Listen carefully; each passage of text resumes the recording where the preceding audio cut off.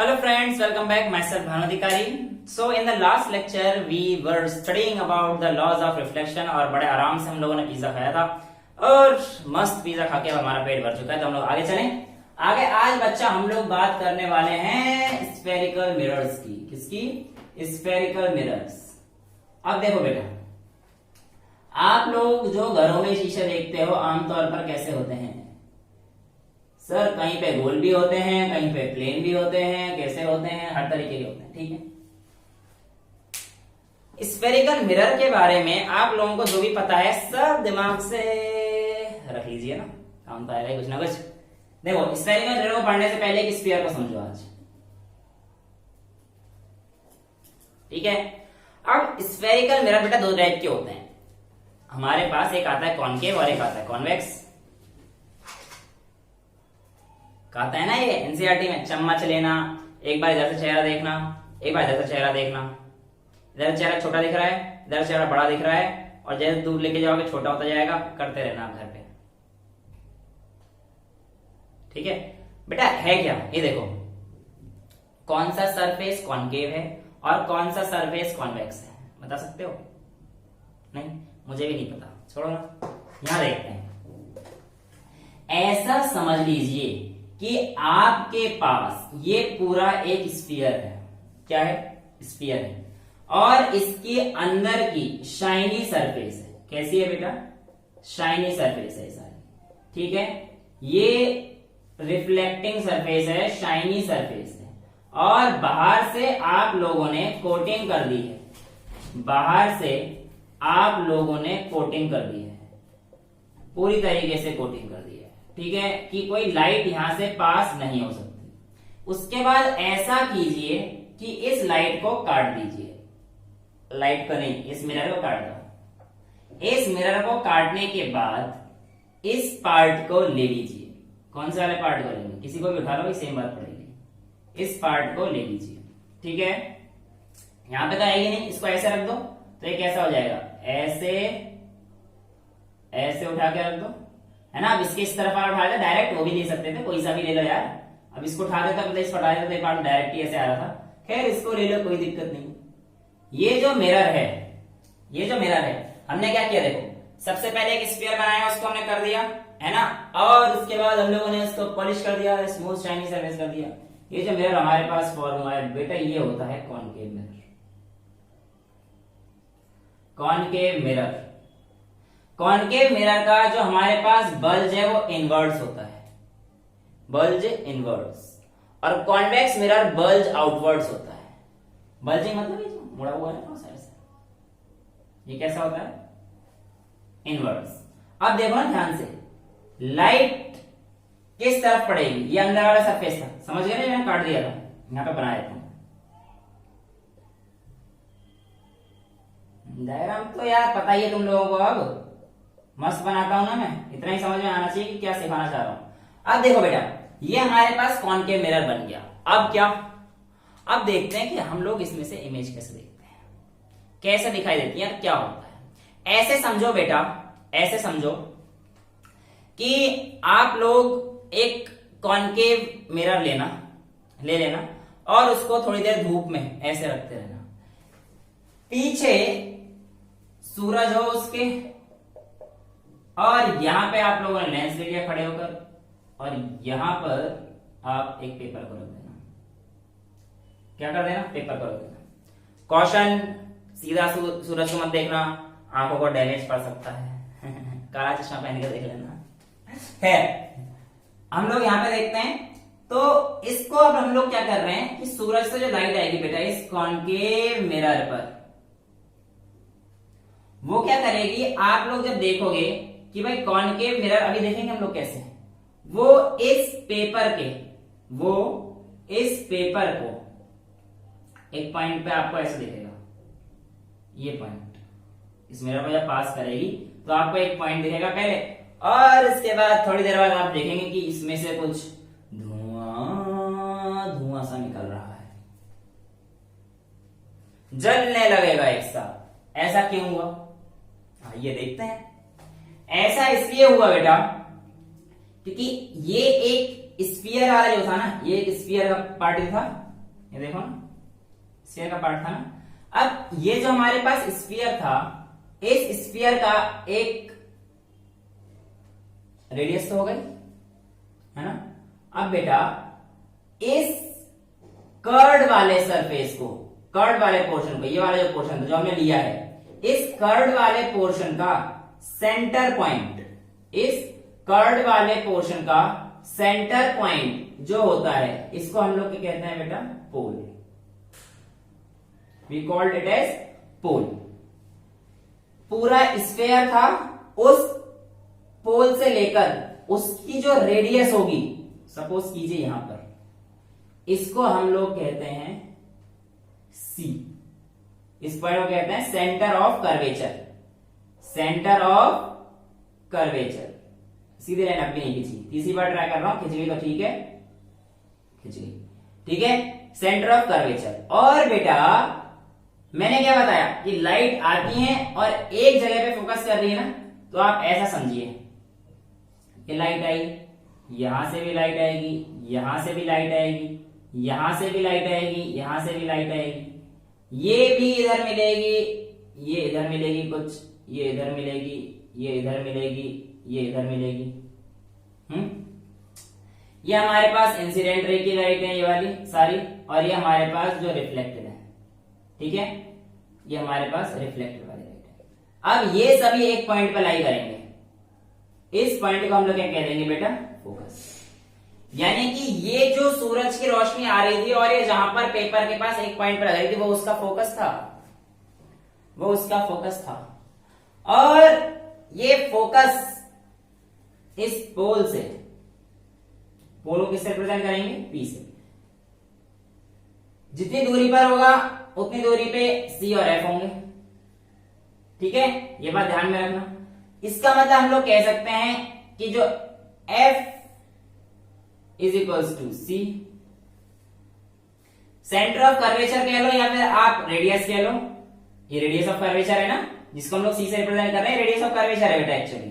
तो एफ की वैल्यू कितनी आ जाएगी बेटा, r/2 हो जाती है। Focal length is equals to radius of curvature upon 2। The distance from the pole to the focus is called focal length, is called focal length. ये हमारे पास फोकल लेंथ है, ये हमारे पास रेडियस ऑफ कर्वेचर है, ये हमारे पास रेडियस ऑफ कर्वेचर है। यहां से यहां तक के डिस्टेंस को मैंने r लिया है। सर डायग्राम थोड़ा अच्छे से और एक बार समझा देंगे क्या? हाँ जी बिल्कुल, आपके लिए ही तो है। ये समझ में आ गया ना सब क्या किया था? ठीक है, तो सुनिए। अब बेटा हम लोग क्या कर रहे हैं, इसे रहने दो, फिर दोबारा लिखूंगा, रहने दो ना यार। ठीक है सर, आप कहते हो तो वैसे ही आपकी मर्जी है, मिटाना आपने। ठीक है, देखो ऐसे समझिए, ये हमारे पास एक पार्ट है उस स्फीयर का, सेंटर वाला पोर्शन उसका पोल है, ये जहां पे सारी लाइट आके मीट करेंगी फोकस है, और इस स्फीयर का ये सेंटर ऑफ कर्वेचर है, जिसको हम लोग कह देते हैं टोटल डिस्टेंस ये r है यहां से यहां तक की। और हमें एक चीज और पता पड़ गई है कि जो हमारे पास r होता है वो होता है f/2। ठीक है, अरे कैसे हो जाएगा, ऐसे ऐसे है sir, f is equals to r/2 हो जाएगा ना, पूरे r का हाफ है। ठीक है ना, ठीक है। अब हम लोग बात करते हैं बेटा, ये जो लाइन है ना, ये वाली जो लाइन है, जो ये है ये वाली, हाँ ये जिसपे एफ पी और सी लिखे हैं, इस लाइन को बेटा हम लोग क्या बोलते हैं, प्रिंसिपल एक्सिस। क्या बोलते हैं बेटा, प्रिंसिपल एक्सिस। याद है ना कैसा था, ऐसा था पूरा ये, बहुत बड़ा ही हो जाएगा, मतलब समझ ना, यहाँ पे रेडियस नहीं होगा, मतलब बड़ा था, है ना, इस चीज को याद रखना। अब हमारे पास ये सरफेस वो थी जहां से लाइट पास नहीं करी जाएगी। देखो ना, अब हम लोग सीखेंगे कि लाइट कैसे जाती हैं, आती हैं, और रे डायग्राम कैसे बनते हैं। ठीक है, तो आज हम लोग लेक्चर में लेंगे कि भाई कॉनकेव मिरर की प्रॉपर्टीज क्या है, किसी भी लाइट की प्रॉपर्टीज क्या है। ठीक है, अब देखिए बेटा, इसे मैं रब कर रहा हूं, जिसे जो भी लिखना है स्क्रीनशॉट लेना है, तो मैं हटिया शक्ल देखना मेरी। ठीक है, अब देखो बेटा, मान लीजिए आपके सामने एक कॉनकेव मिरर है। क्या है, कॉनकेव मिरर है। ठीक है, ये प्रिंसिपल एक्सिस होगा, ये पोल होगा। मैं आप लोगों को कुछ प्रॉपर्टीज बताने जा रहा हूं। पहली प्रॉपर्टी, कोई भी लाइट जो पैरेलल आएगी, कोई भी लाइट जो पैरेलल आएगी वो फोकस से होके चली जाएगी। कोई भी लाइट जो पैरेलल होगी प्रिंसिपल एक्सिस के, पैरेलल किसके तो पूछ लो सर, पैरेलल प्रिंसिपल एक्सिस की। बेटा प्रिंसिपल एक्सिस थी ना, हाँ जी वेरी गुड, तो ये फोकस से होके चली जाएगी। वेरी गुड बेटा। इसके अलावा सर और भी कोई प्रॉपर्टीज हैं? हाँ बिल्कुल है बेटा। सेंटर ऑफ कर्वेचर से, ये प्रिंसिपल एक्सिस बड़ी कर दी है, सेंटर ऑफ कर्वेचर से अगर कोई लाइट जाती है तो जितने एंगल से गई है या जिस ट्रेस को उसने, जिस पाथ को उसने ट्रेस किया है उसी पाथ पे वापस आ जाएगी। जैसे गई वैसे ही आ जाएगी। तीसरी प्रॉपर्टी क्या है? इस प्रिंसिपल एक्सिस पे जितने एंगल से हिट करेगी, देखो एंगल ऑफ इंसिडेंट हो गया, ये नॉर्मल बन जाएगा यहाँ पे, उतने ही एंगल के साथ वापस आ जाएगी। यानी कि ये आई और आर बन गए। अभी आई और आर आपको पिछले लेक्चर में बहुत अच्छे समझाया था, मैंने कोशिश करी थी बहुत अच्छे समझाने की, माफ कीजिए, मैं क्लेम नहीं कर सकता कि मैंने अच्छा समझाया था, पर मैंने कोशिश करी थी अपनी तरफ से। ठीक है, अब ये आई और आर बन गए। सर ये ना एक ही डायग्राम में बहुत कुछ हो गया, समझ में नहीं आ रहा, दोबारा बताओ। ठीक है ठीक है बता रहा हूं। ये देखिए ये है कॉनकेव मिरर, अब अलग अलग बना रहा हूं मैं 3 लाइन। ठीक है, कोई भी लाइन पैरेलल आएगी वो फोकस से होकर चली जाएगी। कहीं से भी आए, यहां से जाए तो ऐसे फोकस से, पर जाएंगी पैरेलल। तो फर्स्ट केस क्या है? Parallel lines will be passing through focus. Focus करिए पढ़ाई पे, ध्यान है। दूसरी प्रॉपर्टी, जो हमारे पास, ओए एक तो मिरर लेंस सब बढ़िया बनते हैं मेरे। दूसरी प्रॉपर्टी क्या है बेटा? प्रिंसिपल एक्सिस के पास जो भी लाइन जाएगी पोल पे, if a light strikes at pole, if a light है ना, अबे नालायक को रे, इफ अ रे स्ट्राइक्स, नालायक को बोल दिया यार, बुरा मत मानना, माफी चाहूंगा, कर दो माफ। If a ray strikes at pole, it will be reflecting at the same angle